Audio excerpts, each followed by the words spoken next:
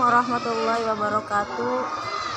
Saya Dede Siti Asia, PAI 5C, ingin membahas tentang model pembelajaran. Model pembelajaran adalah seluruh rangkaian penyajian materi ajar yang meliputi segala aspek sebelum, sedang, dan sesudah pembelajaran yang dilakukan guru, serta segala fasilitas yang terkait yang digunakan secara langsung atau tidak langsung dalam proses belajar mengajar. Adapun fungsi model pembelajaran adalah 1. Pedoman bagi para perancang pembelajaran dan para pengajar dalam merencanakan kegiatan pembelajaran. Yang kedua, pedoman bagi dosen atau guru dalam melaksanakan pembelajaran sehingga dosen atau guru dapat menentukan langkah dan segala sesuatu yang dibutuhkan dalam pembelajaran tersebut. Tujuan dari model pembelajaran.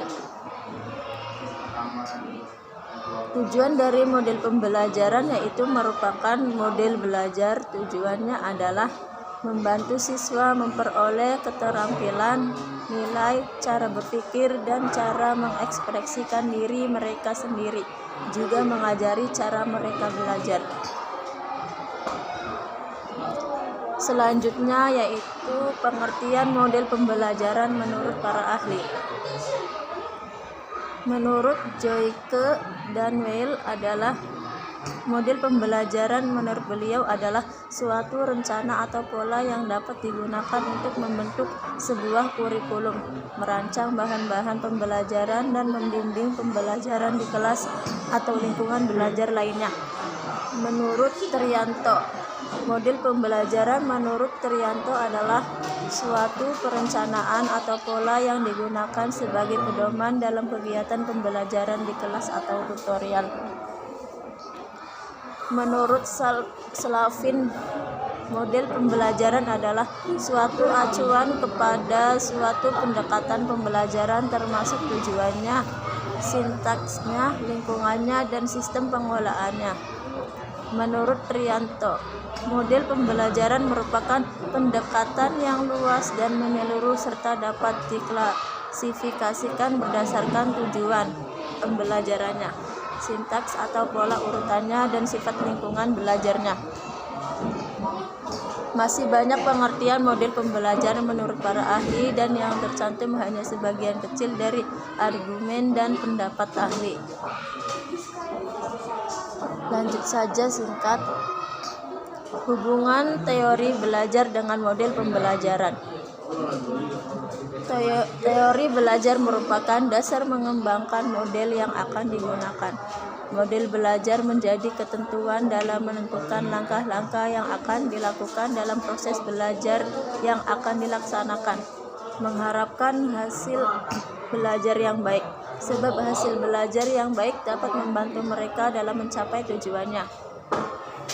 Hubungan antara media dan pembelajaran.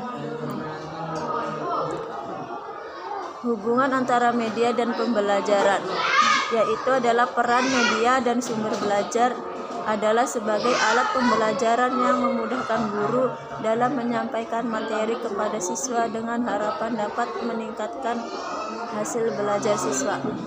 Data awal yang didapat peneliti yaitu menggunakan media pembelajaran belum maksimal dan sumber belajar masih terbatas. Selanjutnya yaitu hubungan evaluasi dalam proses pembelajaran. Evaluasi merupakan bagian dari proses pembelajaran yang secara keseluruhan tidak dapat dipisahkan dari kegiatan mengajar. Melaksanakan evaluasi yang dilakukan dalam kegiatan pendidikan mempunyai arti yang sangat utama, karena evaluasi merupakan alat ukur atau evaluasi merupakan alat ukur atau proses untuk mengetahui tingkat pencapaian keberhasilan. Hubungan antara strategi pembelajaran dengan metode dan teknik pembelajaran. hubungannya, yaitu metode merupakan langkah operasional dari strategi pembelajaran yang dipilih dalam mencapai tujuan belajar, sehingga bagi sumber belajar dalam menggunakan suatu metode pembelajaran harus disesuaikan dengan jenis strategi yang digunakan.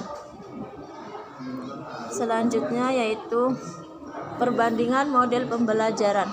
Perbandingan model pembelajaran yaitu dengan perbedaan masing-masing, seperti model pembelajaran kooperatif. Penelitian ini bertujuan untuk mengetahui perbedaan hasil belajar ranah kognitif antara menggunakan model pembelajaran yang satu dengan yang lainnya. Adapun beberapa jenis yang bisa diterapkan dalam pembelajaran yaitu 1. True or false, atau benar atau salah. Yang kedua, chart. Yang ketiga, guided teaching, atau pembelajaran terbimbing. Yang keempat, rotating roles, atau permainan bergilir, jigsaw. Yang kelima, jigsaw. Dan yang keenam, game-based learning. Sekian yang bisa saya sampaikan, kurang lebihnya mohon maaf. Billahi taufiq wal hidayah. Wassalamualaikum warahmatullahi wabarakatuh.